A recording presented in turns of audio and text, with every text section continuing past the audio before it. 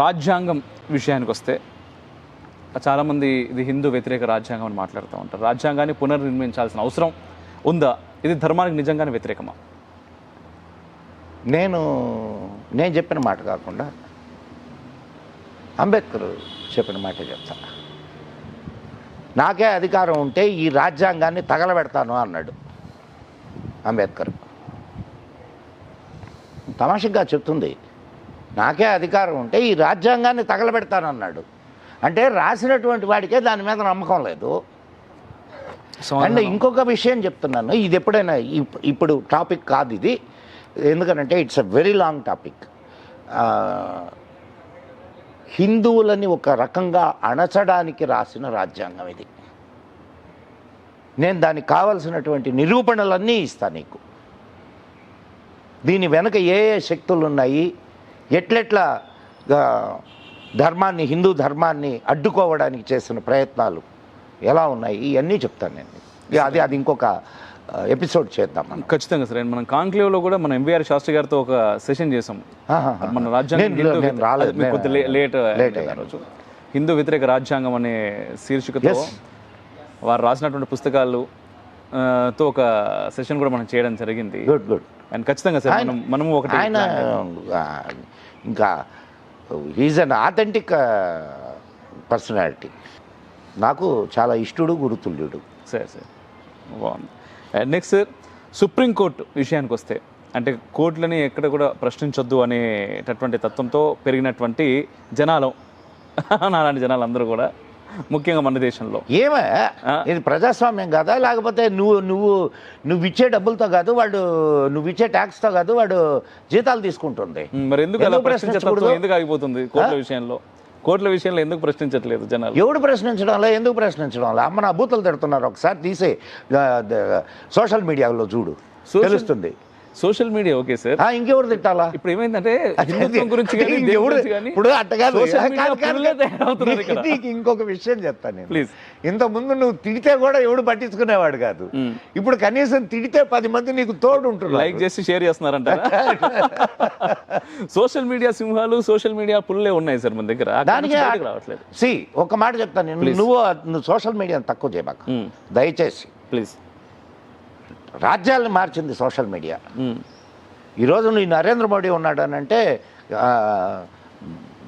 ప్రధానమంత్రిగా social media కారణం కాదంటావా? సోషల్ మీడియా ఎఫెక్ట్ లేదంటావా? సోషల్ మీడియా ఎఫెక్ట్ మాత్రమే సరిపోదంటాను నేను. అది తర్వాత సంగతి, కానీ ఎఫెక్ట్ ఈజ్ ఎఫెక్ట్. ఎఫెక్ట్ ఖచ్చితంగా ఉంటుంది సార్. మరి ఇంకా ఎఫెక్ట్ ఉంటుంది దాని గురించి నువ్వు, కానీ ఇది సరిపోదు కదా ఓన్లీ సోషల్ మీడియా. ఎందుకంటే ఒక విషయం చాలా విషయాల్లో కాదు ఇప్పుడు మనం మాట్లాడుకుంటాం, ఇది చాలామందికి వెళ్తుంది. సో ఫస్ట్ ఇన్ఫర్మేషన్, తర్వాత నాలెడ్జ్, తర్వాత ఎగ్జిక్యూషన్. అవునా కదా? అవును. ఫస్ట్ ఇన్ఫర్మేషన్ ఇది నువ్వు మొదటి పని చేస్తున్నావు, రెండో పని చేసేవాళ్ళు చేస్తారు, మూడో పని చేసేవాళ్ళు చేస్తారు. దేనికైనా ఇప్పుడు నేను కూడా బాగా తిట్టేవాడిని, మోడీ ఏం పట్టించుకోవడం లేదు, సుప్రీంకోర్టు ఇట్లా ప్రవర్తిస్తుంటే అని. కానీ దేనికైనా సమయం రావాలా, సమయం వస్తుంది, ఖచ్చితంగా వస్తుంది, అన్నీ జరుగుతాయి, వేచి చూడాలా ఖచ్చితంగా. ఇప్పుడు నీకు ఇంకొక నెల రోజుల్లో you will get your PoJK back. Okay, PoJK రావడం మంచిదే అంటారా ఇప్పుడు ఈ సమయంలో? ఒక నెల రోజుల్లో నిజంగా మంచిదా చెడ్డదా అనేది అటు పక్కన పెడదాం. మంచిదా చెడ్డదా అనేది పక్కన పెడదాం. నీది అది, ఖచ్చితంగా సందేహం లేకుండా అది నీది. అవును. మరి నీది అయినప్పుడు మంచిదా చెడ్డదా అని ఎందుకు ఆలోచిస్తున్నావు? తీసుకున్న తర్వాత మంచిదో చెడ్డదో అప్పుడు డిసైడ్ చేద్దాం. చెడు ఉంటే తొలగిద్దాం, మంచిని పెంచుదాం. తొలగించే ప్రయత్నం చేస్తే బాగుంటుంది సార్. చేయాలి చేస్తారు. నేను ఇప్పుడు ఏదైనా ఒకటే గుర్తుపెట్టుకున్నా, ఒక అడ్వాంటేజ్తో పాటు ఒక సమస్య కూడా వస్తుంది. ఈరోజు ఓవైసీ మాట్లాడుతున్నారు సార్, పిఓజేకేని ఖచ్చితంగా స్వాధీనం చేసుకోవాలి అని. మీరు ఆలోచించే విధానం, ఓవైసీ ఆలోచించే విధానం రెండు ఒకటే అంటారా మీ ఉద్దేశంలో? ఓవైసీ ఆలోచించేది దానికి కారణం వేరు, దాని వెనక ఉన్నటువంటి ఇదేందా అని అంటే వాళ్ళ జనసంఖ్యను పెంచుకోవడానికి. దాంట్లో నీకు సందేహం అక్కర్లే. కానీ నేను నా ఆస్తిని నేను తీసుకుంటున్నా. మీ ఆస్తి మీరు తీసుకోవడం ద్వారా పక్కవాడికి, అంటే మన శత్రువులను మనం పెంచుకుంటున్నాం అన్నప్పుడు, మన శత్రువుల్ని చూడమ్మా, ఇక్కడ లేరా, ఇక్కడ 3 కోట్ల మంది ఉన్నారు, 30 కోట్ల మంది ఉన్నారు. వాళ్ళతో తిరగడంలా, వాళ్ళతో బతకడంలా ఇంకో 1 కోటి మంది ఎక్స్ట్రా అయితే ఏమవుద్ది? ఈ సమయంలో అది కాదమ్మా, నీకు కాదు, నువ్వు వాళ్ళని గురించి ఆలోచించేదానికంటే దొంగతనంగా వచ్చి నీ దేశంలో 10 కోట్ల మంది ఉన్నారే, వాళ్ళకు పందుల్లాగా తింటున్నారు. వాళ్ళని గురించి ఆలోచించు. ఈ 1 కోటి వచ్చినందువల్ల నీకు ఇబ్బంది అలా, వీళ్ళని పంపించేయి. ఎలా ఏముంది? ఎందుకు అంత చేయట్లేదు సార్? ఎందుకు చేయట్లేదు? ఎందుకు పంపలేకపోతున్నారు? ఎక్కడ పంపిస్తారు? ఇక్కడ ఉన్నది ఏ ప్రభుత్వం? కాంగ్రెస్ ప్రభుత్వం, వాళ్ళ ఓట్ల మీద బతికే ప్రభుత్వం.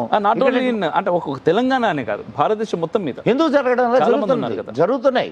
ఎంతమంది రోహింగ్యాలు లేరు, ఎంతమంది ఎక్కడ చూసినా కూడా వాళ్ళకే లింక్ కనిపిస్తోంది. ఎక్కడ ఏ దుర్మార్గం జరిగినా. అవునబ్బా, జరుగుతున్నాయి కదా. ఇప్పుడు ఏరుతున్నారు ఒక్కొక్కరిని. నిన్న బుల్డోజర్లు పెట్టి ఒక ఏరియాని క్లీన్ చేసి పడినొక్కారు. జరుగుతున్నాయి. ఇప్పుడు ఒకటి, దక్షిణ భారతదేశంలో అంత సెగ తగల్లా నీకు, వాళ్ళకి సెగ తగిలింది.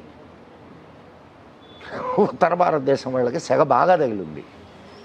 ఎందుకు నీకు ఎక్కడికో పోతున్నావు? తెలంగాణలో ఉన్నంత అంటే హైందవ ఇది నీకు ఆంధ్రప్రదేశ్లో కనిపిస్తుందా? ఇక్కడ నిజాం సెగ బాగా జరిగింది కదా. అంతే మరి. రైట్, ఇంకా చాలా ఉన్నాయి సార్ అడిగేసివి, ఇవి అడుగుదాం. దీనిలోకి వెళ్తే ఇంకో గంటన్నర అవుతుంది నాకు. నెక్స్ట్, హిందుత్వం విషయంలో మరొకసారి, క్షమించరాని నాయకులు పేర్లు చెప్పమంటే ఒక 2 పేర్లు. ఇప్పుడు హిందువు కాదు కానీ హిందువుగా ముసుగేసుకున్న క్షమించరా అనేది నెహ్రూ. 2 లేరు. అంతకంటే దేశాన్ని నాశనం చేసినోడు ఇంకెవడు లేడు. ఓకే. అండ్ నాకు రెండో నాయకుడు కనిపిల్ల. అంటే ఇప్పుడు ఒక పెద్ద దీని ఓకే, సైన్స్ అండ్ వేదం, సైన్స్ అండ్ సంస్కృతి రిలేషన్ మీరు ఎలా చూస్తారు? సైన్స్, వేదము అంటే ఏంది? విద్ అనే దీని నుంచి వచ్చింది వేదము. విద్య కూడా దాంట్లో నుంచి వచ్చింది. విద్ అంటే జ్ఞానము. జ్ఞానం లేకుండా సైన్స్ ఉంటుందా? బాగుంది. జ్ఞానం లేకుండా సైన్స్ ఉంటుందా? Very simple. భారతీయ విద్యా విధానం, మోడర్న్ ఎడ్యుకేషన్ సిస్టమ్ పైన మనకు మోడర్న్ యాడ్ ఉందా? ఇప్పుడు మెకాలే సిస్టమే కదా అడాప్ట్ చేసుకున్నాం. దాన్ని మోడర్న్ అంటున్నాం. కాదు, బానిసలకు నేర్పించే విద్యను మనకు నేర్పించారు. బానిసల కోసం తయారు చేసినటువంటి విద్య, అదే విద్య నేర్చుకున్నాం, బానిసలుగానే బతుకుతున్నాం. ఇంకా మన బుర్రలు ఆ బానిసత్వంతోనే నిండున్నాయి. బానిస మనస్తత్వం మన నుంచి దూరంగా పోలా. బానిస మనస్తత్వం లేకపోతే ఈరోజు ఒక్కొక్కడు ఒక్కొక్క వీరుడిగా తయారై ఉండేవాడు. నిజం. భారత్ తేరే టుకడే హోంగే అనేటటువంటి కుక్కమూతి పుందెలు భారతదేశంలో పుట్టాయి అని అంటే బికాస్ ఆఫ్ మెకాలే. సార్, కొంతమంది వ్యక్తుల గురించి, ఛత్రపతి శివాజీ మీ మాటల్లో. హైందవ ధర్మ పునరుజ్జీవనం. గాంధీ గొప్పవాడు. యోగి ఆదిత్యనాథ్ మహాత్ముడు. మోదీ అంత పెద్ద పదం వాడకూడదో తెలియదు కానీ మామూలుగా అయితే అవతార పురుషుడు. రాహుల్ గాంధీ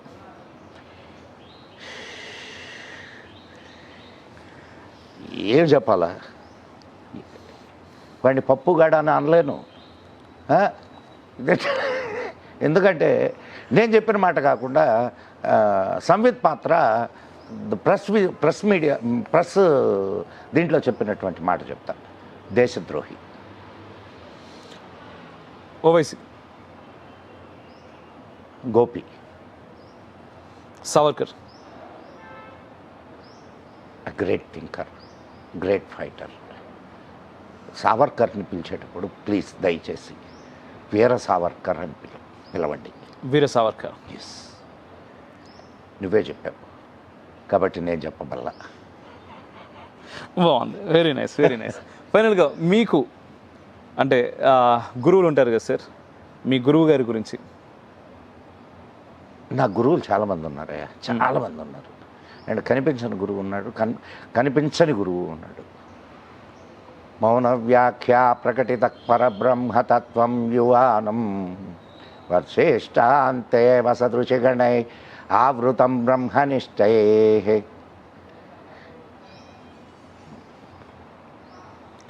మా గురువు. ఎస్. అండ్ ఈ సమాజానికి రిఫ్లెక్షన్ కెమెరా ముందు కూర్చొని ఏం చెప్పాలనుకుంటున్నారు? 67 ఏళ్ళ మదన్ గుప్తా గారు, మీరు చూసిన జీవితం నుంచి ఒకటి, ప్రయత్నం చేస్తే మారడానికి సిద్ధంగా ఉన్నటువంటి సమాజం ఉన్నది. మన ప్రయత్నం లోపం లేకుండా ప్రయత్నిద్దాం. ఆ పనిలో ముందుంది అనుకుంటున్నాను రిఫ్లెక్షన్. నిజంగా నాకు చాలా ఎక్కువసార్లు కలవకపోయినా అతి సన్నిహితమైనటువంటి వాడివి అమోఘ్. అదృష్టం సార్. ఏం అవసరమయ్యా నీకు? ఎందుకు కష్టపడుతున్నావు? ఇది నా సమాజం అనుకున్నావు కాబట్టి కష్టపడుతున్నావు. అట్లా ప్రతి ఒక్కడు అనుకోగలిగితే ఇంకొక భారతదేశాన్ని చూస్తాం మనం. అండ్ ఫైనల్గా ఒకే ఒక ప్రశ్నతో ఎండ్ చేద్దాం సార్. మీ పిల్లల గురించి. నాకు 3 ఆడపిల్లలయ్యా. ఎస్. ఇద్దరికి పెళ్ళిళ్ళు అయినాయి. పెద్దమ్మాయి electronics engineer and of course now she is house wife. నా అల్లుడు ఐటీలో ఉన్నాడు. నాకు 2 మనమరాళ్ళు. అండ్ రెండో కూతురు చార్టెడ్ అకౌంటెంట్ అండ్ ఆమె జాబ్ చేస్తుంది. అండ్ అల్లుడు కూడా ఐటీ మేనేజరు. వాళ్ళు ఇక్కడే ఉంటారు. వాళ్ళు కూడా ఒక మనవడు.